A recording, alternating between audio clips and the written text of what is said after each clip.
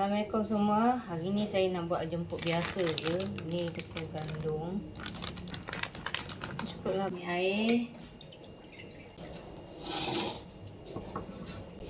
Garam. Tak banyak mesti agak-agak lah panas.